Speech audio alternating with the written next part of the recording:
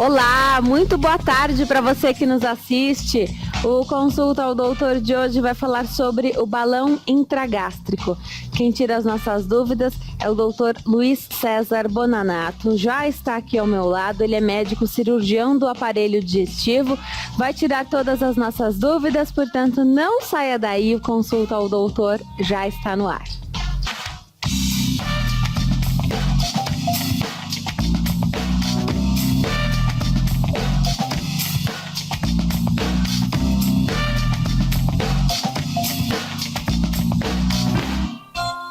Olá para você que nos assiste de qualquer parte do mundo, seja muito bem-vindo.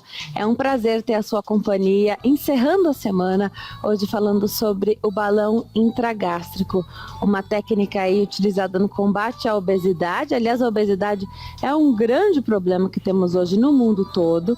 Hoje o Dr. Luiz César Bonanato, que está aqui ao meu lado, é o nosso convidado do programa de hoje.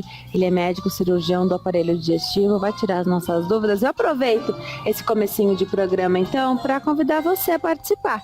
Pega o telefone, liga para cá, tem dúvidas sobre obesidade, tratamentos.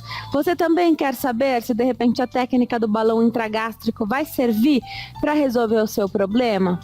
Então, pega o telefone e vai ligando. 0 operadora 11 3337 5886, 3337 5886. Participe pela internet, nós estamos em várias redes sociais, mas a nossa rede social favorita é o Facebook, facebook.com/consulta ao doutor. Você acompanha todos os dias qual o tema do programa, tem um post diário falando qual o tema do programa. Você comenta já fazendo a sua pergunta, pode escrever na nossa linha do tempo ou mandar sua mensagem particular. Se você não quiser ser identificado, lembre-se, mande uma mensagem particular, porque aí só eu e a nossa equipe aqui que vamos visualizar essa mensagem, e avisa, mesmo mandando a mensagem particular, me avisa que não quer ser identificado, que aí a sua decisão vai ser respeitada e da mesma forma a sua pergunta vai ser respondida. Como temos muita participação sempre aqui pelo Facebook, pela internet, o que eu tento fazer vou lendo essas perguntas e aí vou resumindo, rearranjando, colocando em grupos aqui para que o doutor responda, ainda que eu não fale o seu nome. Mas fiquem tranquilos, eu agradeço sempre a participação de todos e mando beijo na medida do possível. Nosso site está no ar, hittv.com.br, você acompanha a programação ao vivo, 24 horas por dia. Mais uma maneira de você acompanhar, ainda que você não tenha uma televisão pertinho de você. Tenho certeza que você tem um computador e tem acesso à internet. Se você tiver isso, ainda que não tenha uma TV, pode acompanhar a nossa programação. Tem sempre fotos novas, tem informação sobre todos os programas da casa. É muito fácil de acessar o site. E é uma maneira aí de você acompanhar, ficar por dentro do que acontece por aqui. Participa também pelo e-mail consulta@hittv.com.br, lembrando que por todos esses meios, de todas as formas, ou pelo telefone, pela internet, o site, a gente recebe as sugestões de tema e a gente leva para as reuniões de pauta e estuda a possibilidade de trazer o profissional para falar sobre os temas, viu? Fiquem tranquilos, a gente lê todas as mensagens. Hoje eu recebo o Dr. Luiz César Bonanato, ele é médico cirurgião do aparelho digestivo. Doutor, obrigada por ter vindo. Muitas dúvidas sobre o balão intragástrico e o mais importante, sobre a obesidade. Obrigada por ter vindo, viu? Boa tarde. Boa tarde. Olha, doutor, eu queria começar então a nossa entrevista, o nosso bate-papo, falando sobre a obesidade. Dá para falar que a obesidade mórbida já é considerada uma pandemia no Brasil? Na verdade o Brasil, antigamente se falava que o Brasil era um país que tinha assim, gente que passava fome, na verdade assim, tinha assim, gente que estava assim, na linha da subnutrição. Hoje essa história se inverteu. Na verdade o que acontece hoje é que o Brasil hoje é um país de obesos, né? Assim, se você considerar hoje, 50% da população ou mais já está com sobrepeso. E nós temos 7% da população brasileira hoje que já são obesos mórbidos. Então, assim, é uma população bastante grande e a obesidade hoje é uma pandemia, assim, na verdade, assim, é mundial, mas no Brasil também, no Brasil a gente também tem esse cenário, né? Tem, que vai crescendo, esse número cresce. Agora, Para falar se alguém é obeso mórbido ou está com sobrepeso, a gente usa um número que é o IMC. Isso. Queria que você explicasse, inclusive falasse como é que a gente faz essa continha. Quem está em casa também pode fazer. Mas olha, doutor, ultimamente, olha, eu entrevisto aqui médicos, especialistas todos os dias. E, especialmente quando a gente fala de a busca de qualidade de vida, as pessoas e os especialistas têm deixado esse número de IMC de lado. Então, eles têm buscado outras alternativas para encontrar o percentual de gordura. Então, tem o teste de bioimpedância. Tem um mais moderno ainda, que eu não vou ser capaz de reproduzir o nome aqui, que eu não vou lembrar. Mas, inclusive, que falamos ontem aqui. Maneiras mais modernas, que não só uma continha que vai revelar. Afinal, alguém pode ser muito pesado, mas ter muito músculo. E aí, o IMC vai dar alto mesmo. Sim. Explica isso pra gente. Primeiro, como é que a gente faz essa continha e depois se ainda é levado em consideração, porque é uma maneira só de fazer uma triagem, ou quem cuida da saúde tem o IMC, cuida da saúde, presta atenção, cuida da saúde, tem o IMC mais alto, mas por cuidar e frequentar os médicos, sabe que não vai ser considerado um obeso mórbido. Sim, na verdade, assim, o IMC é o índice de massa corpórea, que a gente chama, tá?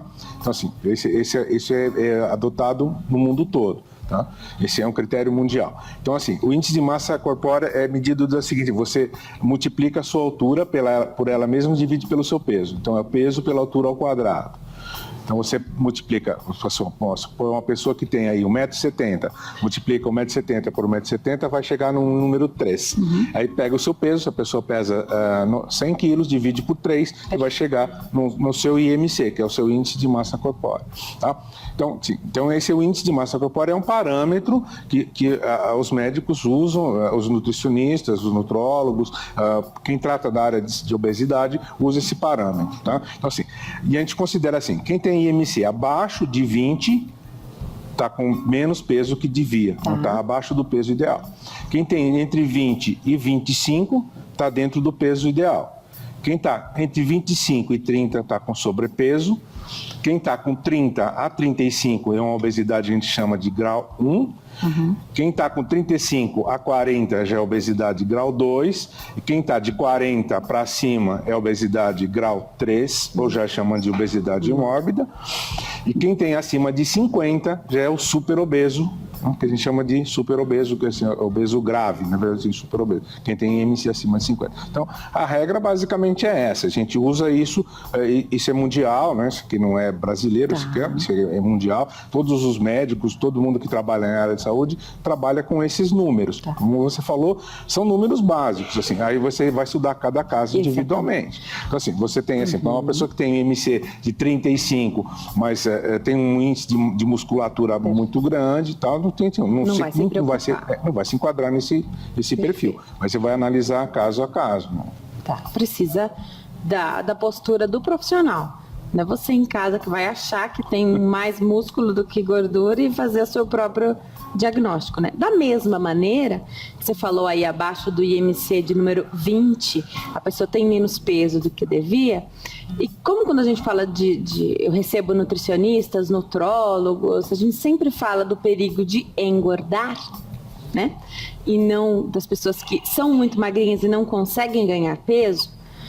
Quando eu recebo os profissionais aqui, inclusive eles mesmos, e não eu só, que essa também é a minha opinião, mas é uma grande sorte se você tem uma dificuldadezinha de chegar no seu peso ideal para menos, né? Então, se você, faltam 2 quilos para chegar no meu peso ideal. Quantas vezes os especialistas que aqui estavam disseram, olha, você precisa mesmo, o IMC, no seu caso, pode não revelar corretamente a estrutura do seu corpo. Então, se o percentual de gordura está ok, o percentual de músculo está ok, você faz uma musculação se precisar, mas não é algo a se preocupar. Agora, quem está em casa fez essa continha, deu abaixo, por que não procurar um médico? Sim. Assim como você fez a conta e deu acima de 24,9, né? 25. 25 está no limite, né? Tá. Acima de 25, então, procure também um especialista. Porque o doutor falou aqui que a obesidade mórbida já pode sim ser considerada uma pandemia aqui no Brasil. Agora, cirurgia para obesidade. Então, desde que a gente tem a possibilidade de fazer essa cirurgia, que já faz bons anos, né? Mas se popularizou recentemente. Eu diria que de uns 6 anos para cá.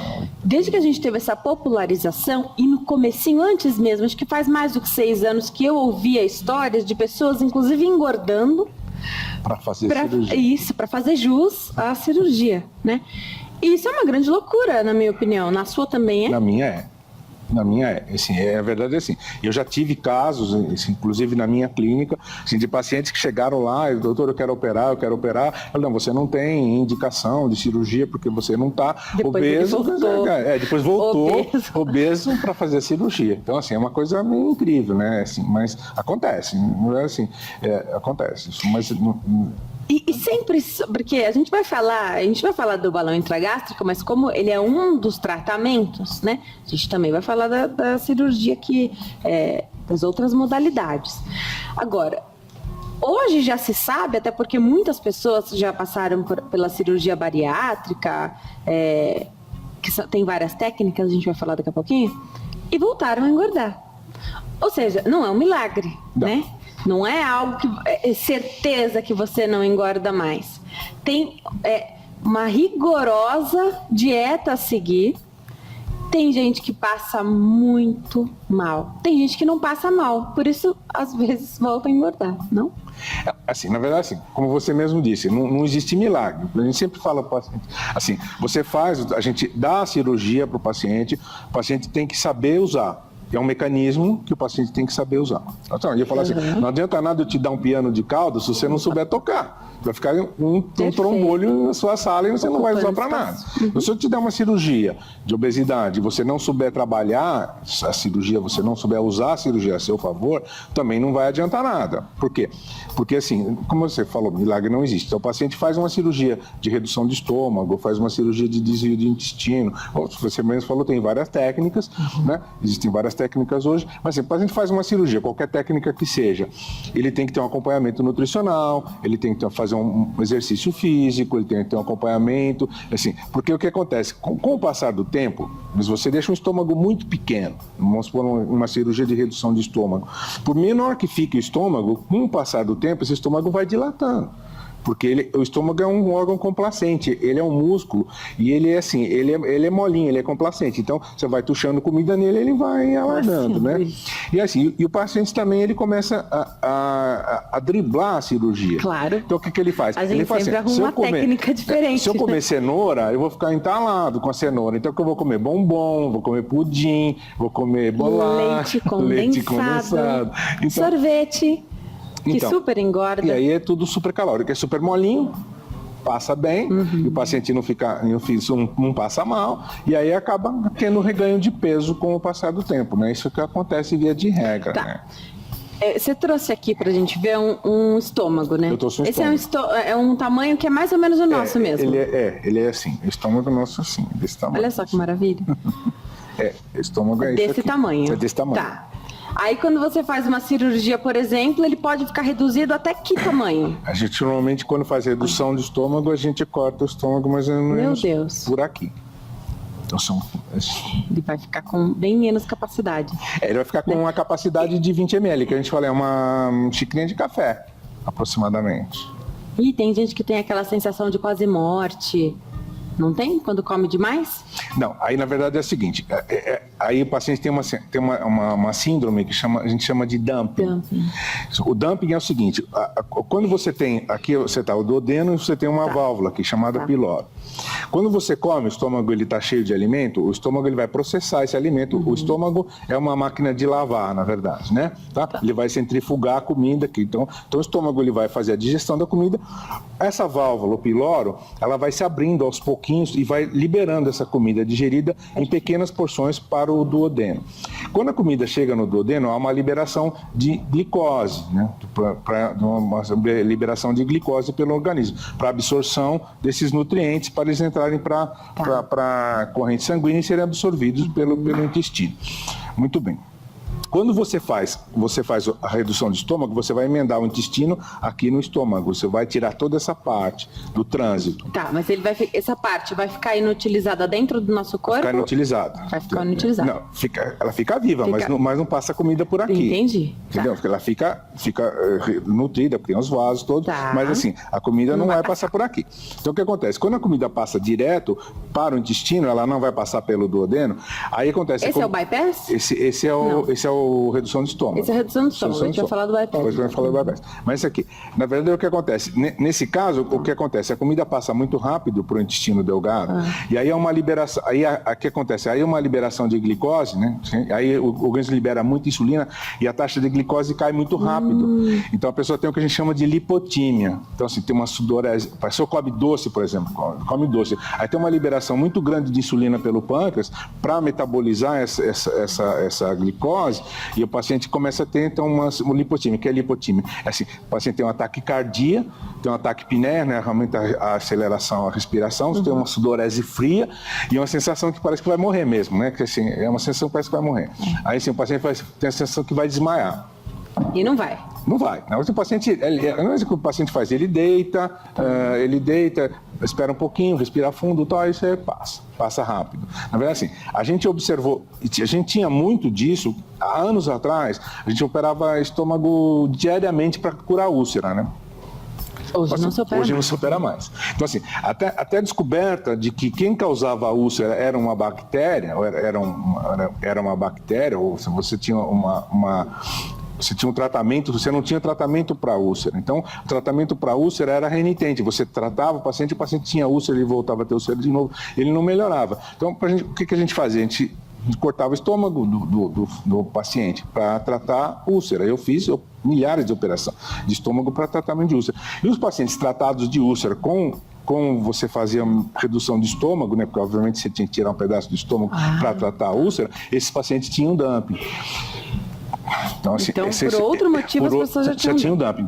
Isso é histórico, na verdade, assim, isso vem já dentro do tempo de Billroth, de 1887, que ele começou a fazer cirurgia de estômago. Então, assim, como a gente agora não opera mais estômago para tratar úlcera, porque hoje úlcera você trata com medicamento, você não precisa mais. Ainda bem. Você não precisa mais operar, né? Então a gente transpôs a cirurgia. Era aberta a cirurgia? Era aberta. Que trabalhão, hein? A gente transpôs a cirurgia de tratamento de úlcera, por exemplo, para cirurgia de obesidade. A gente começou a tratar, porque quem observou isso, na verdade? Dr. Mason, que é um médico de Iowa, né? Começou essa história de estômago, né, com ele lá, e ele observou o seguinte: ele pegava os gordinhos para fazer a operação de úlcera no gordinho, como se fosse uma operação de úlcera. Então ele tirava metade do estômago do gordinho e o gordinho emagrecia. Então ele falou, bom, se o gordinho emagrece, né, se o paciente ulceroso normalmente ele emagrece, mas o paciente ulceroso, via de regra, já é um paciente magro. Mas, enfim, fazendo a cirurgia para tratamento de úlcera, ele observou que o paciente emagrecia. Ele falou, se eu pegar um gordinho e fizer a mesma cirurgia nele, ele vai emagrecer. Então, ele começou a fazer esse tratamento lá. Ele foi o pioneiro. Então, ele começou a fazer assim, vamos reduzir o estômago para o paciente emagrecer. Então, assim, no começo ele tirava metade do estômago. Isso que eu ia perguntar, não devia tirar tanto. Não, ele tirava metade do estômago. Mas aí depois de um certo tempo o paciente voltava a ganhar peso de novo. Então ele começou a tirar mais um pedaço do estômago. Aí o paciente começava a ganhar peso de novo. Ele começou a tirar mais um pedaço do estômago. Então chegou no que chegou hoje. Na verdade, assim, deixa um pedacinho mínimo de estômago mesmo, né? Então, assim, não dá para tirar mais do que isso agora, assim. Isso prejudica a absorção, prejudica a absorção, não? Exatamente. Esse é um ponto crucial na cirurgia de redução do estômago.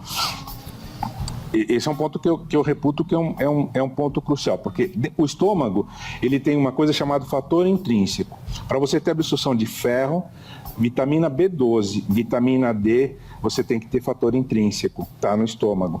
Quando você desvia, você tira o estômago do trânsito, você tirou o estômago do trânsito, o que acontece? O paciente não absorve vitamina D, não absorve vitamina B12 e não absorve ferro. E esses pacientes, sim, não adianta tomar por boca esse suplemento vitamínico, porque ele também não vai absorver, porque ele não tem o fator intrínseco. Então, ele tem que tomar injetável esse medicamento para ele ser absorvido para ir para a corrente sanguínea. Então, assim, alguns pacientes, assim, diria assim, uma metade, mais ou menos, dos pacientes, ou talvez um pouquinho mais, que são submetidos à cirurgia de redução do estômago, tem que tomar um suplemento vitamínico, às vezes, assim, injetável. Explica pra gente como é que é a cirurgia bypass intestinal. Assim, o bypass intestinal é uma cirurgia que a gente não mexe no estômago, a gente faz um desvio do intestino delgado. Tá? Então, assim, é uma cirurgia que a gente faz assim, a gente não mexe no estômago, a gente faz uma redução do trânsito do intestino delgado. Então, a cirurgia do bypass é assim. Deve dar um pouco de reflexo, né? Porque mas a gente ajeita aí. Ele é classificado, mas assim, a gente faz uma incisão que vai desse ossinho nesse ossinho aqui. Tá. Tá? Então a gente faz assim uma incisão aqui e a gente vai fazer a incisão na musculatura por dentro. E a gente vai tirar excesso de pele que tem o paciente tem na barriga e vai costurar aqui embaixo de novo, tá? Muito bem. Aqui tá o estômago, o intestino delgado, o intestino grosso. Dá dando para ver aí? Ó, a gente vai mostrar na câmera do meio, então. Isso. Aí, doutor. Tá dando para ver? Muito bem. Então aqui a gente tem o intestino delgado, ele tem um comprimento que pode ir de 2 a 10 metros, dependendo de cada indivíduo. Isso é uma coisa congênita, né? Na verdade, assim, vamos supor que uma pessoa que tenha 6 metros de intestino delgado, ele vai ter uma área de superfície absortiva de aproximadamente 15 metros quadrados. Se você abrir todo o intestino, tudo que ele come é absorvido numa área de superfície de 15 metros quadrados. Então a gente faz uma conta, que é uma conta individual, para cada indivíduo tem uma conta pela idade, pelo sexo e pela altura. Então vamos supor assim, que eu chegue à conclusão que a pessoa precisa de 1,30 m de intestino delgado, ao invés de 6. O que a gente faz? A gente conta aqui 30 centímetros do começo, conta 1 metro do final e vai emendar essa parte nessa. De tal maneira que fica assim, a pessoa vai comer, a comida vai andar 30 centímetros aqui, andar 1 metro aqui, cai no intestino grosso e vai embora. Então a gente vai reduzir a área de superfície absortiva de 15 metros quadrados para uma área de superfície absortiva de aproximadamente 3 metros quadrados, ou seja, 1/5 da área original. Então, o paciente ele come normal, porque o estômago está íntegro. Então, só não absorve tudo. Só não absorve tudo. Emagrece isso. Da mesma maneira. Emagrece da mesma maneira. Mas tem indicação. É indicação, mas é a mesma indicação. Mesma indicação. Mesma indicação. E quem é que escolhe, então, o que vai ser feito? Na verdade, quem escolhe é o paciente. Tá. Assim, a gente coloca um anelzinho de silicone aqui para estreitar a passagem do bolo para lá. De tal maneira que 90% do bolo faz esse trajeto. A gente chama de trajeto Mas curto. 10% pode Mas passar a pequenina por lá. parte Entendi. não. Obrigatoriamente tem que passar. Porque a gente tem que ter todo o intestino no trânsito. Tem que ter absorção de todos os nutrientes, aí ferro, fósforo, potássio, cálcio, magnésio e tal. Terceiro, se precisar desfazer a cirurgia amanhã por qualquer motivo, é só desfazer a emenda aqui, tira o anelzinho. O intestino está todo aqui. Ele não está cortado, não está grampeado, não está nada. O seu paciente não está mutilado. Como você faz uma redução de estômago, que você vai tirar um pedaço do estômago do trânsito. Aqui não. Aqui você vai deixar tudo no trânsito. Essa porção do intestino aqui produz um hormônio, que é um GLP-1. Esse hormônio, ele estimula a produção de insulina pelo pâncreas e reduz a resistência periférica à insulina. Ele dá uma sensação retrógrada de saciedade. Quando o paciente come, embora ele não tenha mexido no estômago, ele vai comer menos. Porque a hora que ele comer o bolo vai chegar aqui rapidinho no bypass, vai dar uma sensação de saciedade retrógrada. Então a pessoa vai comer menos. É uma maneira, então, de também tratar diabetes? A gente trata o diabetes com esse método. Eu já operei vários pacientes, não obesos necessariamente, para curar diabetes, só. Exclusivamente para curar diabetes. Resultado positivo. Resultados são muito bons. Assim, nesse caso, então, não há a necessidade de fazer esse procedimento, mas às vezes é difícil de manter o diabetes controlado, e aí vai ser um problema, né? Diabetes descontrolado é um grande problema. Porque, assim, as sociedades de cirurgia, quando a gente começou, as sociedades de cirurgia, elas eram chamadas de sociedade de cirurgia bariátrica. Agora, o conceito mudou. Então, agora a sociedade se chama Sociedade de Cirurgia Bariátrica e Metabólica. Isso no mundo todo. Né? Então, a nossa sociedade, que é a Sociedade Brasileira de Cirurgia Bariátrica, hoje é a Sociedade Brasileira de Cirurgia Bariátrica e Metabólica, por causa do diabetes. Para incluir o tratamento do diabetes. Então, assim, na verdade, o que acontece? O paciente faz uma cirurgia do bypass intestinal, ele vai ter esse estímulo à insulina do pâncreas, vai ter essa queda da resistência insulínica, e ele cura o diabetes tipo 2, né? Tipo 1 não, tipo 2.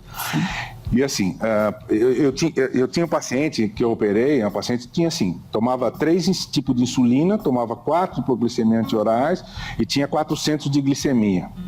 Assim, 400, né? Da beira do coma, né? Diabético. Aí eu fiz a cirurgia, né? Hoje ela tem a faixa de 150 de glicemia, 160. Controlado. Sem tomar insulina, sem tomar nada. E não tem que tomar depois disso? Não tem que tomar. Aí vai regular mesmo a alimentação. Vai regular a alimentação. Porque aí, nesse caso, mesmo com a insulina, mesmo com a alimentação regrada, ela não conseguia atingir o objetivo. Não conseguia atingir o objetivo. Aí tem, mas assim, obrigatoriamente você tem que reduzir a ingesta de carboidrato. E como assim, é que é essa cirurgia do bypass? Então, ela é aberta desse jeito que você falou, né? Como eu fiz. Ah, tá. E aí não tem nenhum problema que você vai operar um diabético descontrolado, descompensado. Não. Normalmente a gente compensa antes. Faz o possível para deixar.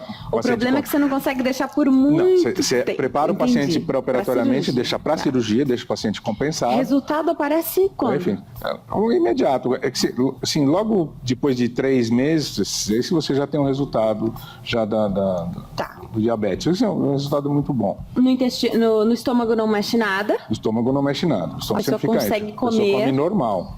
Consegue comer bastante, quantidade de comida não tem nada. Não tem nada. Tá. Come normal. Eu sempre falo, assim, paciente que faz o bypass intestinal, você pode ir na churrascaria e comer a churrascaria inteira. Não tem problema nenhum, você não vai engordar. E vai perder peso a mesma coisa. Então não pode abusar do carboidrato. Assim, sempre carboidrato é sempre um problema, na verdade, assim, né? A gente fala assim, carboidrato é uma coisa meio complicada. Se você já chupou batata, não. Então, se você chupa a batata, você vai ver que a batata ela fica doce na boca. Por quê? A própria enzima da saliva já degrada o amido da batata e transforma em glicose, em açúcar. Então, assim, muito carboidrato. Então, o carboidrato ele começa a ser absorvido na boca. E ele é absorvido na boca, no esôfago, no estômago, no duodeno. Né? Então, assim, carboidrato é sempre uma coisa assim. A gente fala assim, se o paciente faz o bypass, ele pode comer carne à vontade, ele pode comer verdura, fruta, legumes, pode comer tudo à vontade. Assim, carboidrato pode comer, obviamente que pode comer também, mas tem que maneirar no carboidrato, porque o carboidrato é sempre o vilão da história. Né? Isso em qualquer tipo de cirurgia, não só no bypass intestinal, mas se você faz uma redução de estômago, ou você faz qualquer técnica que você faça, o carboidrato é sempre o vilão da história, porque o paciente faz redução de estômago, vai lá tomar 3 latinhas de leite condensado por dia. Não adiantou nada, absolutamente. Porque vai suportar, o estômago vai aguentar, mesmo a parte reduzida, vai aguentar essa quantidade, vai devagarzinho, mas ele vai conseguir. Ele passa, né? Vai passando. Doutora, daqui a pouquinho tem mais perguntas ainda sobre o bypass, mas agora eu atendo a nossa telespectadora que está na linha, Mercedes, fala conosco da Vila Maria, Zona Norte, aqui de São Paulo. Oi, Mercedes, tudo bem? Oi, boneca, tudo bem com você? Tudo jóia, obrigada por ter ligado, obrigada pela confiança. Eu que agradeço esse programa maravilhoso que tanto nos traz esclarecimentos. Fica à vontade para fazer sua pergunta, viu? Obrigada. Boa tarde, doutor. Boa tarde. Doutor, eu tenho 50 anos e eu tenho 30 quilos acima do meu peso. Tá. O senhor acha que uma pessoa com essa quantidade de peso, que sofre com as articulações, eu já tenho assim um pouquinho de pressão alta, sabe quando as coisas estão um pouquinho alteradas? Por exemplo, a glicemia é um pouquinho alterada, ela não é diabetes, mas ela já é um pouquinho, tipo assim, o pisca-alerta já acendeu. Então, eu sofro muito com as articulações. E o senhor acha que é indicado uma pessoa com essa quantidade de peso fazer esse tipo de cirurgia? E uma segunda pergunta, esse tipo de cirurgia é uma cirurgia que fica muito tempo na mesa e requer UTI pós-operatório? Legal, Mercedes, a sua pergunta, deixa eu aproveitar para emendar uma outra aqui para você mesmo. Você já foi ao médico buscar um tratamento para obesidade, algo assim? Você imagina, eu tenho 50, quase 51, você imagina quantas vezes eu já fui em busca, né? Porque isso aconteceu quando eu tive filho, e eu já tenho filhos moços, então tem muitos anos. Então você passa uma parte do tempo magra, outra parte gorda, uma parte magra, outra parte gorda. Então chega uma hora que já não é mais só o ego, né? É a questão da saúde mesmo. E agora tá te atrapalhando de verdade, né? já faz tempo que está atrapalhando. Tá bom, Mercedes, obrigada por ter ligado, viu? O doutor vai responder aqui suas perguntas. Obrigada. Doutor, recomenda? Mercedes, assim, para quem tem 30 quilos de excesso de peso, é muito difícil um paciente perder esse excesso de peso. É muito difícil. A gente tem a experiência, eu trabalho com obesidade há mais de 20 anos, e a gente, assim, o paciente que tem esse tipo de excesso de peso, ele não consegue emagrecer com exercício, com dieta. Você mesmo já falou que você já tentou várias dietas, você tentou vários tratamentos e não consegue. Então, no seu caso, especificamente, está indicado uma cirurgia. Você tem indicação de cirurgia bariátrica com esse 30 quilos de excesso de peso, fora as comorbidades que você tem. Na verdade, assim, eu só vou aproveitar um gancho na sua pergunta. A gente chama de obesidade mórbida porque ela se acompanha de comorbidades, que são outras doenças que são associadas ao excesso de peso. Então, como ela mencionou, hipertensão, é o excesso de glicose, que é o diabetes, é a artrite, é a artrose, é a apneia do sono. Então, esses quadros, o obeso ele tem todos esses comemorativos que vêm junto com a obesidade. Você ganha esse excesso de peso e você tem todo esse ganho. Então, assim, um paciente que tem, assim, com a Mercedes, você tem 30 quilos acima do peso, tem indicação de cirurgia bariátrica. Vai fazer bariátrica ou vai fazer bypass? Todas as cirurgias para tratamento chamam bariátrica. Tá, é o conjunto das técnicas. Das diversas técnicas, ela pode escolher, pode escolher. Ela quer fazer uma redução do estômago, ela quer fazer um bypass, assim, aí ela quer fazer uma cirurgia de escopinar, uma cirurgia de duodenocístole, como eu falei, tem várias técnicas. Porque o que você está me falando aqui, que foi algo que me chamou a atenção, é que se precisar, por exemplo, desfazer ela é totalmente o bypass, totalmente reversível. A redução do estômago ela também é reversível, mas assim, é mais complicado. Você fazer uma redução do estômago, você vai tirar um pedaço do estômago, você vai trazer esse estômago de volta para o trânsito, é complicado, é uma cirurgia difícil, não é uma cirurgia fácil. Acredito que quanto mais tempo fizer essa cirurgia, mais difícil fica, desfazer, né? Mais difícil fica. Tá? Agora, respondendo a sua pergunta, assim, na mesa de cirurgia 2 horas. Sim, essas duas técnicas que a gente falou agora. Qualquer técnica, aproximadamente 2 horas de cirurgia. Hoje em dia é muito rápido, na verdade, assim, a gente parece muito 2 horas, mas 2 horas de cirurgia é um tempo relativamente rápido.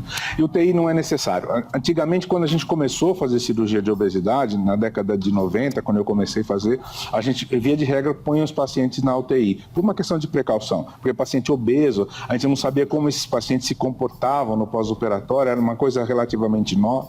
Então, a gente, assim, por uma questão de precaução, a gente, via de regra, colocava os pacientes na UTI.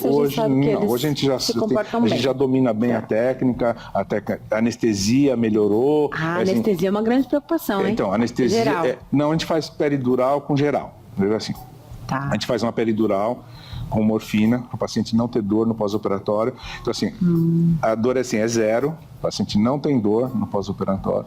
E a gente faz uma geralzinha, só o paciente não ficar acordado 2 horas, assim, na posição de Jesus Cristo, assim, na mesa. Então, fica paradinho.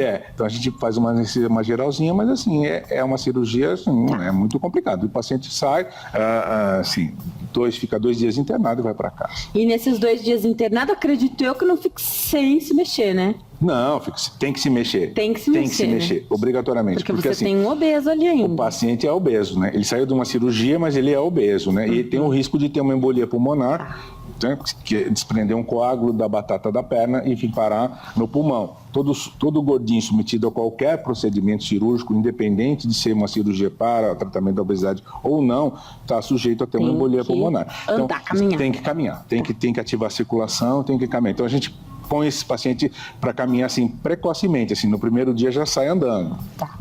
E aí você espera que esse paciente, tanto no bypass quanto na... Eu falo bariátrica porque... mas bariátrica é o conjunto da cirurgia. Mas a outra que você mostrou que você interrompe mesmo o estômago. Você espera que o paciente emagreça em quanto tempo? Via de regra, assim, a base, assim, mais ou menos que a gente tem, assim, via de regra, assim, a perda de peso gira em torno de 30% a 40% do peso total do paciente, tá? Então, vamos supor, um paciente, assim, de 100 quilos, ele vai emagrecer 30 quilos, ou 40 quilos, máximo. No máximo, bom, 60 quilos está excelente. Máximo. E assim, num prazo de 1 ano e meio após a cirurgia. Assim, não tem uma máquina, todo mundo vai ter, não tem uma máquina que você entra gordo e sai magro no dia seguinte. Isso ainda não tenho. Talvez eu ainda consiga descobrir isso. Olha, mas eu quero dar essa notícia em primeira mão. Por enquanto ainda não tem. Mas assim, o paciente faz uma cirurgia e ele vai num processo lento de emagrecimento. Até assim, o que acontece, na verdade, assim, ele vai no processo lento, no primeiro mês emagrece bastante. Né? A gente faz uma dieta líquida, faz uma dieta pastosa. Então, nos primeiros 30 dias, o paciente perde bastante peso. Ele não está fazendo atividade física ainda nesse... Não, ele começa com 30 dias. Ele está até caminhando para evitar os outros problemas. Mas fazendo na academia, não. Na academia não. Academia vai para com 30 dias. Né? Mas assim, os pacientes, o que acontece?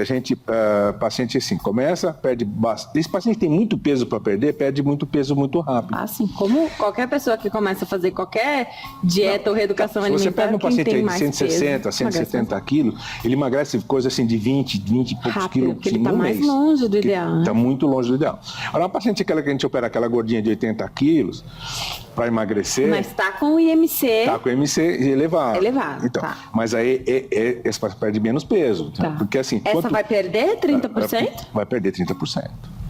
Pode, né, perder, se fizer tudo certinho. Pode. E assim, a paciente, assim, a gente recomenda assim, a perda de peso que eu recomendo é 2 quilos mês, não mais que isso.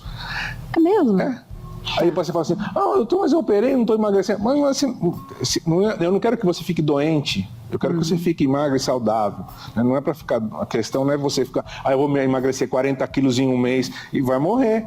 Tá. Então não adianta, porque o paciente vai ficar desnutrido. Então assim, o paciente vai passar de obeso mórbido para desnutrido. Já aconteceu. Anemia. Anemia. Então, assim, o paciente tem que emagrecer, assim, com saúde. Ele vai emagrecer assim, 2 quilos mês. Quando chegar 1 ano e meio depois da cirurgia, que ele vai atingir o seu objetivo, de chegar no seu peso ideal, ou próximo do peso ideal. Pois a gente não quer transformar... Então, cirurgia de obesidade não é uma cirurgia estética. Não é. Não é. Cirurgia de obesidade é uma cirurgia para tratar uma doença. Que é a obesidade. Que é a obesidade. Tem que ser tratada como tal, né? É tratada como tal. Então, assim, a obesidade ela é tratada como doença e a gente vai tentar curar as comorbidades que esse paciente tem. Então, assim, normalmente, o paciente que vem para mim para fazer uma cirurgia de obesidade, geralmente, ele vem com um caminhão de doença junto. Ele é de hipertenso, ele é diabético, ele tem artrite. Esse problema vai embora? Vai embora. A pessoa que era dependente de remédio para manter a pressão arterial em ordem, não vai mais? Não vai mais. Não vai mais. Assim, existe um consenso da Sociedade Brasileira de Cardiologia, foi um consenso do Congresso Brasileiro de Cardiologia, assim, o paciente perde 10% do peso corporal, ele já sai do quadro de hipertensão. Tá. Então, o paciente ele é hipertenso porque ele é obeso. Tá. Então, porque, obviamente, sim, se o seu coração está trabalhando, o seu coração... Eu falo assim a história do caminhãozinho, né? Você tem um caminhão que é programado para carregar 1 tonelada. Se você botar 5 toneladas nele, vai dar problema. Vai dar problema. Uhum. Então, assim, o coração ele é programado para um corpo, assim, uma pessoa de 1,70 m e 70 quilos. Você tem um coração trabalhando em condições ideais. Quando esse paciente tem 120, 130 quilos, esse coração está sobrecarregado. Então ele começa a trabalhar com uma sobrecarga. Então o paciente acaba ficando hipertenso, porque o coração está trabalhando sobrecarregado. Quando você perde esse excesso de peso, o coração fica mais aliviado, ele vai trabalhar melhor, então você vai ter uma redução natural da pressão arterial. Então quanto mais próximo do peso ideal a pessoa está, menos chance de ela ser hipertensa. Obviamente existem alguns pacientes que são hipertensos. Você tem paciente magro que é hipertenso. Sim. Né? Aí, agora imagina se... tiver com sobrepeso. Os pacientes magro, hipertenso, não pode engordar. É genético, isso aí é mais histórico familiar. Normalmente esses pacientes, mesmo que são obesos, às vezes esses pacientes continuam tendo que tomar remedinho de pressão, mas assim, é a minoria. A grande maioria deixa de ser hipertenso quando perde peso. Agora, qual a importância, é obrigatório, é recomendado, você não faz, se a pessoa não fizer acompanhamento com psicólogo para fazer essa cirurgia? Porque, veja bem, ela vai perder de 30% a 40% do peso dela. Vai ser uma pessoa vai embora dali, né? Sim. Então vai ficar só metade do que era, né? E isso muda muito, né? Então a gente está falando de pessoas que podem ter sido taxadas a vida inteira com apelidos, né? E essa pessoa não vai existir mais. Vai dar lugar a uma pessoa magra. Sim. Isso muda demais a cabeça da pessoa, mexe com a cabeça, né? Muda bastante. Tem uma ansiedade imensa, porque você a vida inteira tentou, pelo menos acredito que seja assim, né? Você tentou a vida inteira outras alternativas e você não conseguiu. E a vida só foi te dando quilos a mais.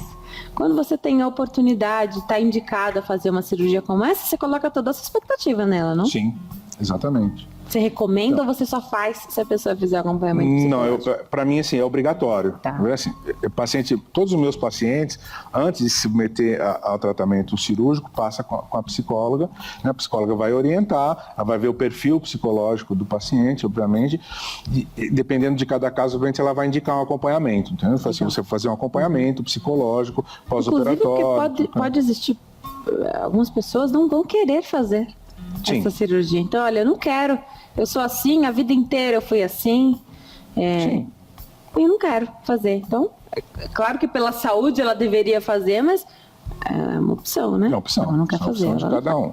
Atendeu uma ligação, doutor, quem fala conosco é Ana Lúcia, de Feira de Santana, na Bahia. Oi, Ana Lúcia, tudo bem? Boa tarde. Tudo bem, querida? Como vai? Tudo jóia, eu tô bem, e você? Tudo ótimo, graças a Deus. Fica à vontade, pode fazer sua pergunta pro doutor. Doutor Luiz, né? Isso. Doutor Luiz, boa tarde. Boa tarde. Gostaria de saber, porque eu sou paciente diabética, tipo 2, e eu moro aqui em Feira de Santana, Bahia, próximo a Salvador, Bahia, e eu tô com 95 quilos. Então eu tô querendo já encaminhar um tratamento para fazer esse tipo de cirurgia no estômago, né? Tá. E então eu quero saber assim do senhor, uma resposta, se quando eu fizer a cirurgia, com quanto tempo eu vou perdendo peso e se há condição de eu ganhar peso, porque eu não quero ganhar peso, porque na verdade eu nunca fui gorda. Depois da diabetes, eu adquiri a gordura, entendeu? A obesidade, porque eu estou me sendo obesa. Até para pegar alguma coisa no chão, eu sinto dificuldade, porque minha barriga cresceu. E já está praticamente a barriga caída. E eu quero saber se depois da cirurgia, que eu fizer essa cirurgia para reduzir o estômago, eu posso fazer também uma cirurgia uma plástica, né? Para a barriga deixar, para as unhas não cair, né? E aí eu quero saber, assim, se há condição de depois eu fazer outra cirurgia para eu botar a barriga, ficar estável, a barriga bonita, né? Porque as unhas vão cair, então vai ficar feio, né? Porque... Tá certo. Ana Lúcia, obrigada pela sua pergunta, viu? Um abraço para vocês aí de Feira de Santana, na Bahia. Doutor, excelente pergunta. A gente já percebe aí aquilo que eu falei da ansiedade. Em quanto tempo que eu vou perder esse peso? A Ana Lúcia pergunta. Em seguida, ela quer saber se pode. A gente sabe que ela vai perder peso num curto espaço de tempo. A pessoa que não emagreceu a vida inteira, emagrecer em 1 ano e meio, é rápido, né? Depois desse período, se ela pode se submeter a uma cirurgia plástica, então, para tirar o excesso de pele, né? E se ela tem possibilidade de engordar depois. Aí, obviamente, assim, fazendo a cirurgia, ela tem um problema de diabetes, né? Diabetes tipo 2. Ela perdendo peso, chegando no peso ideal, provavelmente ela vai controlar esse diabetes vai ficar controlado. Porque assim, o diabetes está diretamente relacionado com o excesso de peso, né? Então, se o paciente está no peso ideal, ou está próximo do peso ideal, ele praticamente vai estar com o seu diabetes compensado, o seu diabetes controlado. Depois como eu falei, depois de 1 ano, 1 ano e meio, depois de cirurgia, o paciente está estabilizado no peso, pode fazer cirurgia plástica para tirar o excesso de pele. Tem que estabilizar. Tem que estabilizar. Mas assim, é muito comum isso, a gente faz isso rotineiramente. Tira a barriga, tira seio, braço, rosto, a gente faz, enfim, o paciente sobra tudo, né? Então assim, a gente faz plástica, assim, no paciente que tem essa perda de peso mesmo, né? E assim, o problema de voltar a engordar é aquilo que a gente comentou, você tem que fazer uma acompanhação, mesmo que você faça o tratamento, faça a cirurgia, tem que ter um acompanhamento nutricional pós-operatório, tem que acompanhar uma nutricionista para se alimentar adequadamente, fazer uma dieta balanceada, comer assim, as coisas em porções adequadas, para não voltar a ter esse reganho de peso, né? Que também acontece. O paciente ele é obeso porque ele come errado, na verdade assim. Ele pode continuar comendo errado, o que cabe dentro daquela porçãozinha ali do estômago. Daqui a pouquinho a gente fala sobre esse reganho de peso. E vamos entrar no assunto do balão intragástrico, porque ele pode ser, a pergunta que eu faço para o doutor, mas não responde agora, se ele pode ser, então, a solução do problema para alguns ou uma preparação para fazer essas outras cirurgias aí, que o balão intragástrico não está no rol de cirurgias bariátricas. Não, o balão ele é um não procedimento, né? Ele é um procedimento endoscópico, ele não é uma cirurgia. Então, se ele pode resolver o problema de uns e fazer parte do tratamento para outras pessoas, tá? Daqui a pouquinho o doutor Luiz César Bonanato, que é cirurgião do aparelho digestivo, continua tirando as nossas dúvidas. Tem muitas perguntas chegando na nossa página do Facebook. Fiquem à vontade para participar, facebook.com/consulta ao doutor. Daqui a pouquinho eu abro a nossa página. Agora, você que está em casa, gosta quando a gente fala de saúde e sabe que tem que se prevenir mesmo. Já demorou tempo demais, esperou muito para cuidar da saúde? Olha, ainda dá tempo. Porque sem saúde é que não dá para realizar os sonhos que você tem. Para manter a saúde em dia, você precisa se cuidar. O primeiro passo quem dá é você que escolhe se você vai cuidar da sua saúde ou não. Confia em qualquer marca? Você abre as portas da sua casa para qualquer marca? Eu também não. Eu confio na Oiti, uma empresa especialista em produtos naturais, que trouxe aqui para nós o melhor ômega 3 do mundo. Ele é rico em EPA, DHA, substâncias que realmente interessam no ômega 3. Boa tarde, Kleber, tudo bem? Tudo bom, Denise? Boa tarde a todos. É isso mesmo, aproveita a chance. Hoje é sexta-feira, é o dia que você tem para cuidar da sua saúde, viu? É de graça, você não paga pelo custo da ligação. 0800 777 4290. Tudo bom? O Kleber hoje que tá combinando a camisa com a gravata. Telefone é um só, 0800 777 4290. Sofre com artrite, artrose, osteoporose, fibromialgia, aquelas dores pelo corpo. Tá sempre cansado, tá mal-humorado, não consegue dormir direito. Olha, o ômega 3 pode resolver os seus problemas. Estudantes, jovens que precisam de mais concentração. É verdade. Memória precisa estar, olha, tinindo. O ômega 3 vai te ajudar só com a alimentação. É impossível manter os níveis de ômega 3 corretos dentro do nosso organismo, viu? A gente não sabe mais de onde vem a comida que a gente come, né? É verdade. Então, ômega 3 da Oiti, ele veio turbinado, ele é premium, tem mais EPA, mais DHA. E quem utiliza esse produto tem uma história linda para contar. Vamos ver. Comecei a tomar ômega 3 do Oiti, de tanto a minha mulher falar para mim é importante que você tome, porque eu sempre sofri com problema de pressão alta. No próximo bloco, o Dr. Luiz César Bonanato, que é cirurgião do aparelho digestivo, continua tirando as nossas dúvidas sobre o balão intragástrico. E o que a gente está falando, na verdade, é obesidade, né? Já falamos aí das cirurgias bariátricas, o que é que pode ser feito e tantas perguntas. Antigamente foi o que eu falei, as pessoas engordavam para passar por esses procedimentos, né? Por essa cirurgia, que é uma cirurgia aí que requer cuidados. No próximo bloco o doutor pode até falar desse pós-operatório que tem mais a ver mesmo com a alimentação. Agora, o balão intragástrico, ele pode resolver o problema? Não é uma cirurgia, o doutor falou que é um procedimento. Significa que ele é menos invasivo? Daqui a pouquinho, 3 minutinhos eu tô de volta com as respostas para essas perguntas. Até já.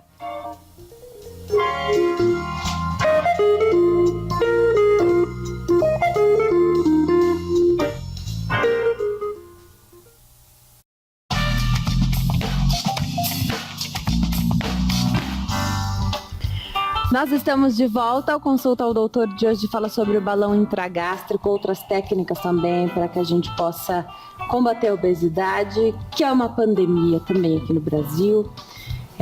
Temos números que só aumentam a cada ano falando de obesidade.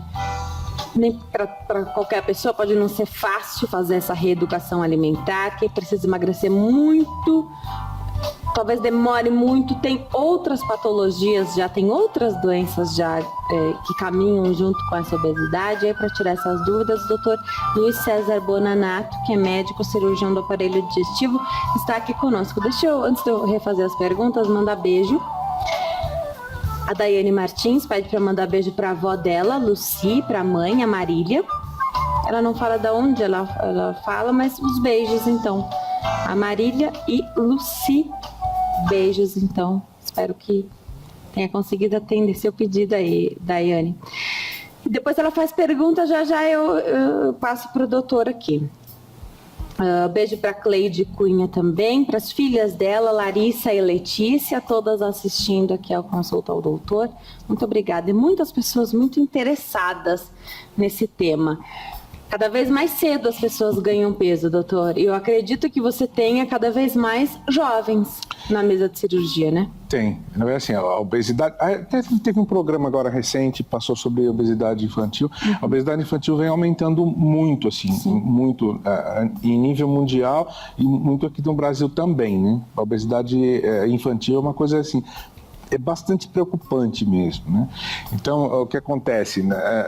Na minha época de infância, na minha adolescência, então, a gente brincava na rua, né? Subia, pulava, jogava taco na rua, né? Pulava muro, subia em árvore, né? Hoje o legal é jogar videogame, né? Hoje é legal, a criança não sai de casa, a criança fica lá jogando videogame em frente da televisão o dia inteiro, comendo um monte de porcaria, né? Todo produto industrializado, né? E bastante calórico. Então, essas crianças, além de não terem uma atividade física adequada, tem uma sobrecarga calórica alimentar muito grande. Então, cada dia mais tem jovens com problemas de obesidade. Eu já operei paciente com 14 anos, de obeso mórbido. Operou com a cirurgia bariátrica? Com cirurgia bariátrica, com bypass intestinal. Assim, tem paciente... Vem aumentando muito a indicação de cirurgia para obesidade, quando a gente começou a fazer, era assim, paciente tinha entre 18 e 70 anos. Tinha que ter mais de 18. Tinha que ter mais de 18. Hoje, esse conceito já mudou, porque a gente tem pego muito adolescente que tem muito sobrepeso, paciente com 14, 15, 16 anos, assim. Então, assim, esses casos a gente faz uma avaliação psicológica, tudo direitinho, tal, e aí a gente opera os pacientes, porque assim, esses adolescentes, eles vão ter problemas, assim, além de problema psicológico, eles vão ter problema de saúde mais lá para frente. Então, vem aumentando mesmo esse índice de paciente mais novo, né? Mais novo para cirurgia de obesidade. Agora, doutor, você fala do balão intragástrico, que ele não é uma cirurgia, a gente trata aqui como um procedimento. Me parece uma excelente opção. Quero saber para quem que vai servir. E aí explica como é que é feito, então. Na verdade, assim, o balão intragástrico é um procedimento endoscópico, né? Não é uma cirurgia. Então, o paciente ele vai ao hospital, é feito em ambiente hospitalar. Bom deixar claro também, né? É feito em ambiente hospitalar. Não é um procedimento ambulatorial, o paciente não fica internado. O paciente precisa dessa estrutura. Precisa dessa estrutura. Então, o paciente ele vai ao hospital, né? Vai ao hospital, a gente coloca o balão, o paciente ele é sedado, a gente tem um anestesista que acompanha o procedimento. Ele, assim, se precisar, a gente faz uma anestesia geral, mas se não precisar, a gente faz só com sedação. O paciente, a gente coloca... Assim como vai fazer a endoscopia. Assim como vai fazer a endoscopia. É um procedimento um pouquinho mais demorado porque a gente tem que encher o balão. Então, assim, terminou o procedimento, o paciente fica em observação uma horinha, no repouso ali, tá bem, acordou, tá bem, então ele vai embora para casa. Então, não é um procedimento que o paciente não precisa necessariamente de internação e não é um procedimento cirúrgico, né? O balão, ele é isso aqui, né? Dá para ver? Não sei se dá para ver. Na câmera 2 a gente mostra. Assim, o balão, ele é isso aqui. Esse aqui é um balão, né? Ele tá murchinho já porque ele estava cheio, mas a água vai evaporando. Que a gente enche com soro, soro fisiológico. Na verdade, assim, esse aqui o soro já saiu do balão, mas o balão é isso aqui. Então a gente coloca o balão pela boca e ele vai ocupar um volume dentro do estômago. Então o paciente ele vai ter uma sensação de plenitude gástrica, ele vai ter uma sensação que está sempre com o estômago cheio. Então ele vai ficar com esse balão por um período de 6 meses, que é o período que o fabricante recomenda que fique no estômago, porque o balão dentro do estômago, ele sofre a corrosão do suco gástrico, do ácido clorídrico do estômago. Então ele resiste aí até 6 meses. Ele é um material... Claro que ele deve resistir mais. Ele resiste mais, mas por segurança, ele é um silicone, ele é um material bem resistente, mas o fabricante recomenda que depois de 6 meses ele seja removido do estômago, porque ele corre o risco de romper. Legal. Né?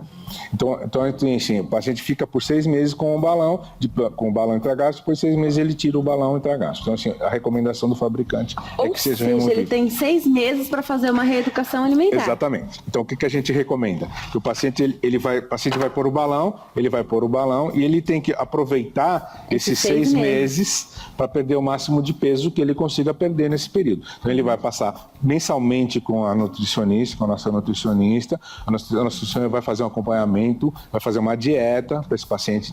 Não é uma dieta assim de matar, mas é uma dieta assim, né? Bom, já tem 6 meses. Tem que ser rigorosinho. Assim, é uma dieta, o paciente vai ficar 6 meses com essa dieta para perder o máximo de peso que conseguir perder. Depois de 6 meses, a gente remove o balão.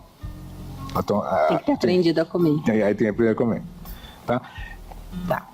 Doutor, é importante falar que ele tem... as pessoas falam, e se o balão estourar lá dentro... Como é que faz? Como é que é esse acompanhamento?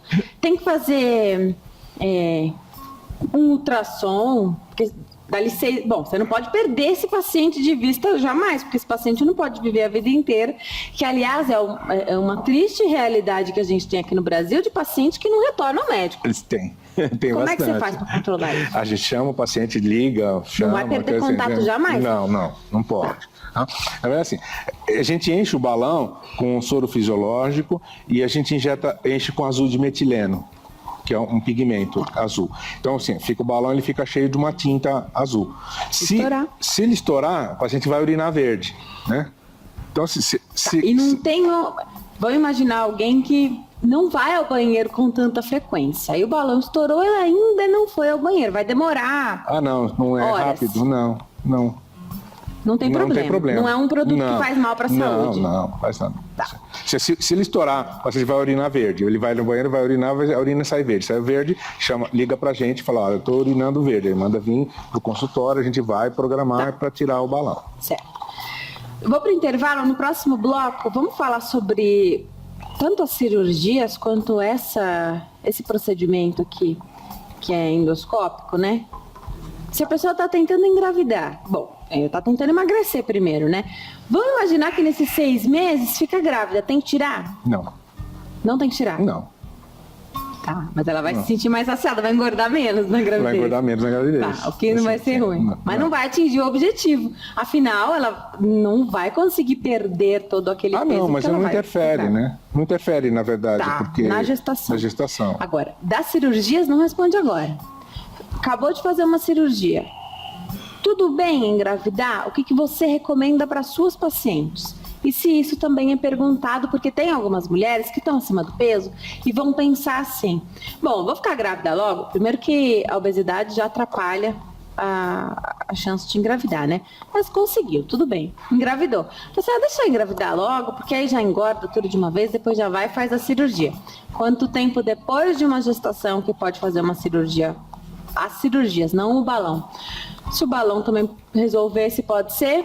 E depois de fazer essas cirurgias, depois de quanto tempo você libera as suas pacientes para a gestação? Daqui a pouquinho o Dr. Luiz César Bonanato continua tirando as nossas dúvidas aqui. Muitas perguntas chegando. São 3 minutinhos, até já.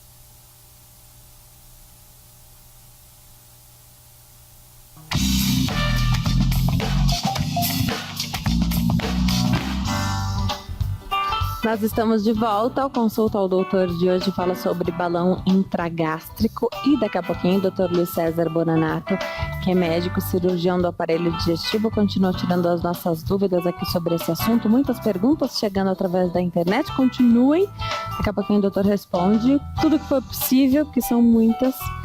Sei que vai faltar tempo pra gente falar, mas o doutor volta, fiquem tranquilos.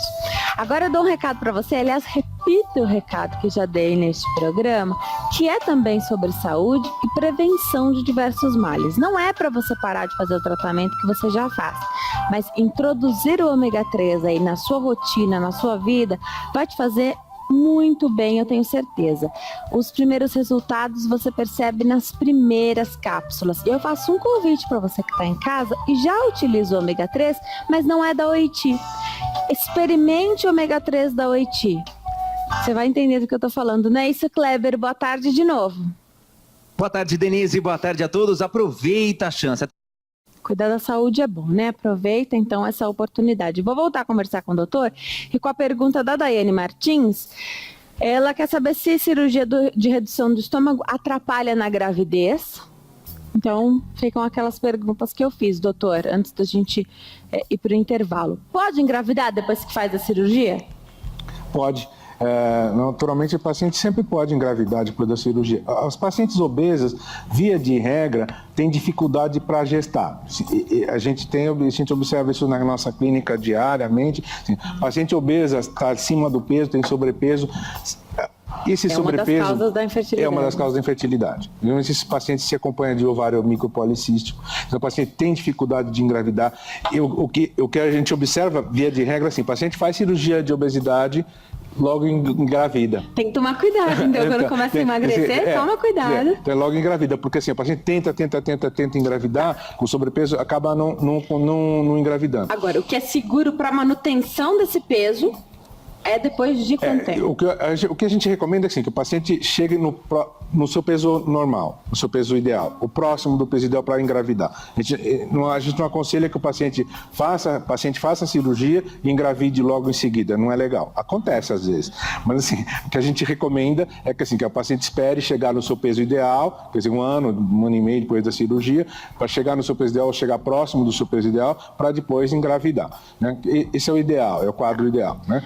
Assim, eu já tive paciente que teve parto gemelar, depois de cirurgia, assim, sem problema nenhum. Assim, porque, assim, na verdade, assim, o feto, ele é um predador. Ele não se priva de nada. O feto, ele tira da mãe o que ele precisa. O feto não quer saber se a mãe está nutrida, se está desnutrida. E as vitaminas que ela vai ter que repor? Então, ela vai ter que tomar materno, vai ter que fazer aquele repõe, tudo bem, tá? Vai ter que fazer aquela dietinha balanceada, fazer acompanhamento com a nutricionista, com o seu ginecologista, obviamente vai orientar nessa gestação, tudo, mas a paciente que tem operação de cirurgia de bariátrica, via de regra, não tem problema nenhum em gestar. A partir de que IMC você recomenda o balão intragástrico? Então, o balão intragástrico, ele é colocado em duas circunstâncias. Aquele paciente que ele é super obeso, ele não tem condições clínicas para ser submetido a uma cirurgia de obesidade. Então, aquele paciente que ele não vai conseguir fazer uma anestesia, não vai conseguir, o paciente pesa 200 quilos, um paciente muito obeso, não vai ter ventilador para ventilar um paciente desse na mesa cirúrgica. Então a gente põe o balão nesse paciente 6 meses, o paciente fica com o balão, depois de 6 meses ele vai perder o peso que ele tem que perder para ter condições cirúrgicas, remove o balão e aí o paciente vai ser submetido a uma cirurgia de obesidade.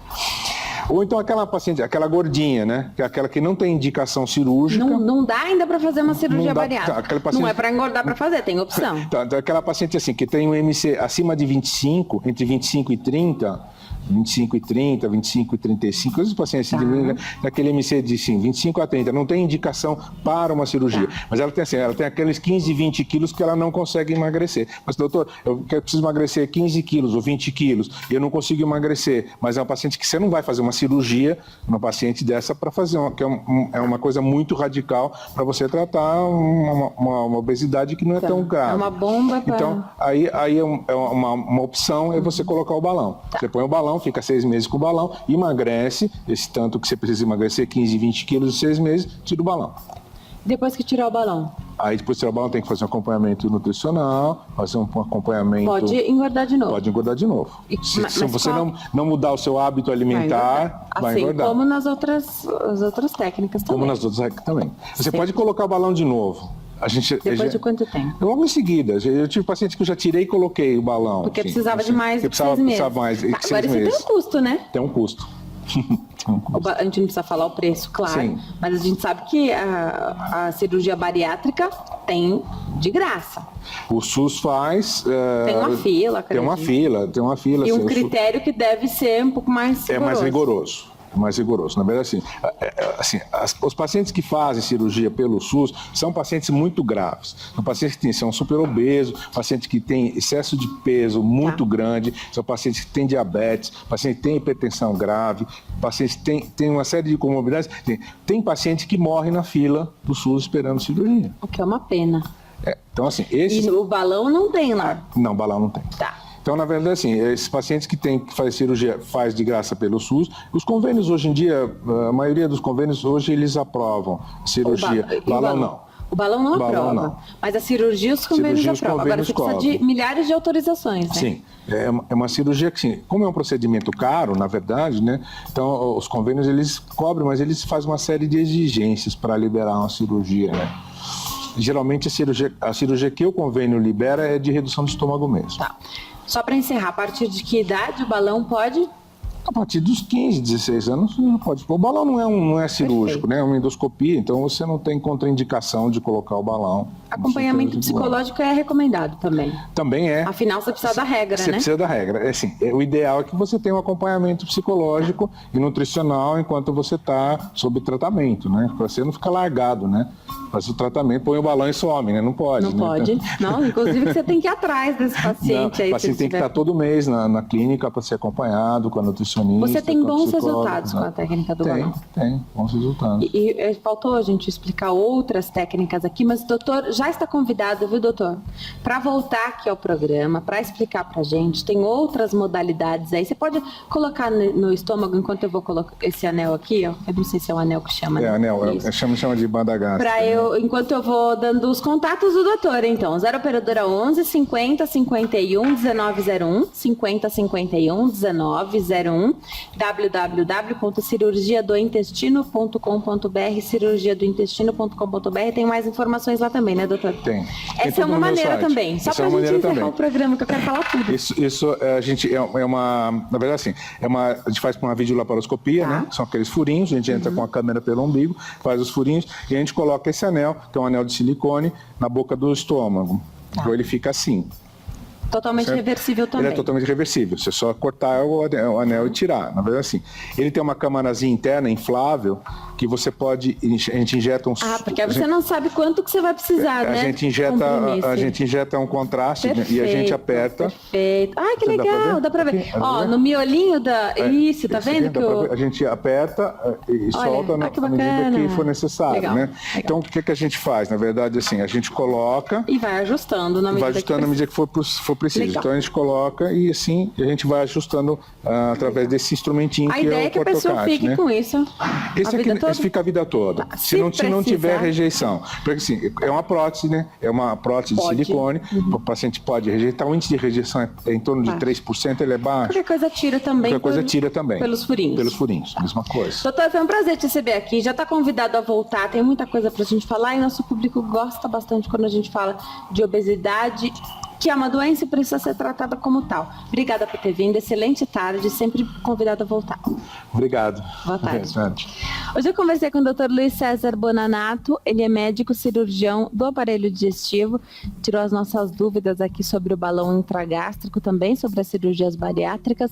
Obrigada pela companhia, pela audiência, foi um prazer ter vocês aqui conosco. Aproveitem o final de semana, curtam bastante a família, a gente se vê na segunda. Tchau.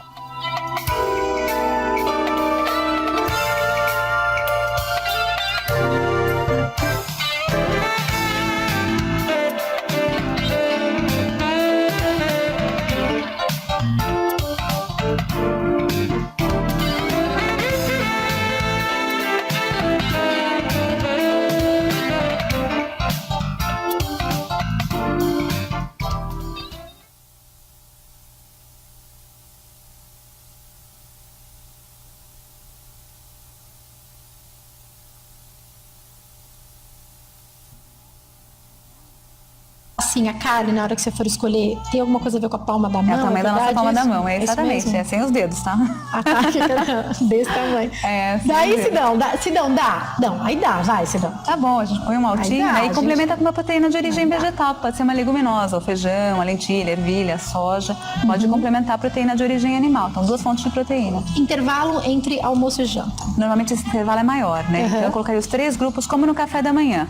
Um cereal, um carboidrato, pode ser o biscoito, a barra de cereal ou o cereal integral, mais um laticínio, pode ser iogurte, pode ser o queijo na torradinha ou um copo de leite, mais uma fruta. Pra janta, Mesmo para almoço. posso fazer a mesma coisa que o almoço Mesma na coisa janta? que o almoço. Pode comer arroz e feijão no almoço? Pode comer arroz e feijão, com certeza, sem problema nenhum. Não Que vai engordar beleza, com tá isso. vendo? Às vezes a gente pensa que tá abafando, morrendo de E aí, fome. se for dormir tá muito nada. tarde, mais um copinho de leite antes de dormir, Ainda um pode iogurte, fazer uma ainda dá ceia. pra fazer isso, sem problema. Gente, às vezes a gente pensa que tá abafando, passando fome, não é assim que funciona para emagrecer, né? Não, Todos os pior, né? nutricionistas, os endócrinos orientam, come de 3 em 3 horas que faz diferença. Você pode passar vontade, mas fome você não vai passar, né? De jeito nenhum. E o organismo vai gastar bastante energia, isso que é importante. Lara, infelizmente eu tenho que encerrar, mas que prazer te receber aqui Prazer é sempre, meu, viu? obrigada. Muito obrigada. Quem quiser entrar em contato, telefone 0 operadora 11 30 78 53 32 e 30 79 6698. Tem o site também, que é o www.dietnet.com.br e você tá vendo aí imagens do site. Lara, mais uma vez, obrigada, Obrigada viu? a você, tá? Um beijo grande pra você e uma ótima tarde. Eu também. Eu quero hoje deixar uma mensagem para você que está lá em Eclesiastes capítulo 3. No versículo 1, a Bíblia fala assim: existe propósito, existe um tempo para todo propósito debaixo do céu. Um tempo determinado, um tempo certo para as coisas acontecerem. Tem tempo de nascer, tempo de morrer, tempo de sorrir, tempo de chorar. O apóstolo Paulo, no Novo Testamento, ele fala que ele aprendeu a viver na abundância. Mas ele também aprendeu a viver em dias em que ele não tinha fartura alguma. Ele aprendeu a viver nos 2 extremos. Porque situações acontecem para todos nós. A nossa vida, muitas vezes, não segue uma constante onde tudo dá absolutamente certo o tempo inteiro. Contratempos acontecem, a gente erra, pessoas nos magoam, pessoas perdem emprego e assim a vida tem que seguir. Só que independente de qual situação nós estamos, nós temos que entender que há tempo para tudo e que Deus está conosco. O melhor momento é hoje, porque o presente é um presente. Talvez você esteja passando por um momento difícil, por uma dificuldade. Aprenda a utilizar esse momento difícil e essa dificuldade até mesmo em seu benefício. Porque a Bíblia fala que todas as coisas juntamente contribuem para o bem daqueles que amam a Deus. Então, que no mínimo a gente tire disso um aprendizado. Que a gente possa seguir entendendo que às vezes os momentos difíceis vão vir. Mas calma, eles vão passar. Jesus não mentiu pra gente. Ele falou assim, no mundo tereis aflições, mas tenho de bom ânimo, porque eu venci o mundo. Obrigada hoje pelo seu carinho, pela sua audiência. Foi um prazer ter você com a gente. Se você ainda não conhece, vale a pena você ler o capítulo 3 inteiro de Eclesiastes, tá bom? Um beijo grande pra você, uma excelente tarde. Não esquece que a partir de amanhã o artesanato tá de volta, hein? Avisa todo mundo. Tchau!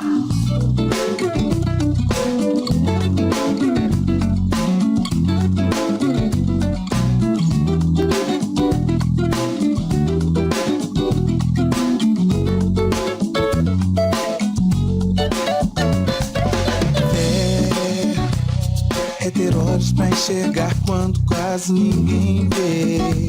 Ser ousado pra nadar mesmo onde não dá pé.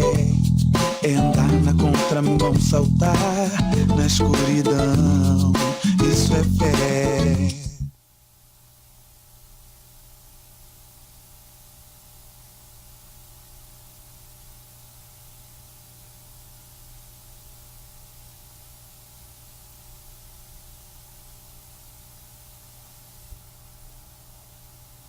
Távora, T-A-V-O-R-A, Miranda Távora, tudo junto, @ig.com.br, que eu esclarecerei qualquer dúvidas de vocês.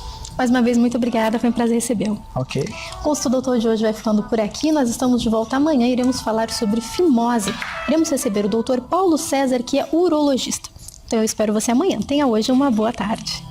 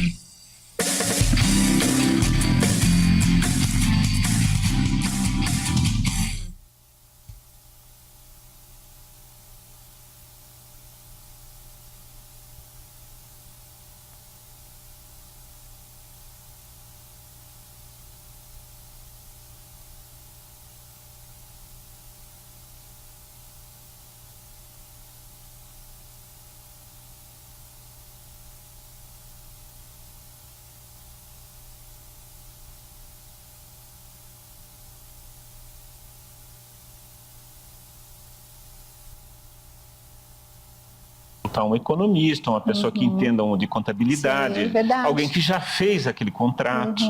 Isso também, quer dizer, foi difícil, você terminou aquele empréstimo, custou muito caro para você, qual foi a dificuldade, teve algum problema com o banco, sempre consultar alguém que já fez. Para financiamento também, né? Agora Também. você tem o site do Banco Central, tem como fazer Isso. esses cálculos antes de Isso. efetuar a compra. Tem, e né? sempre olhar em site, buscar no site da Caixa, informações no Procon.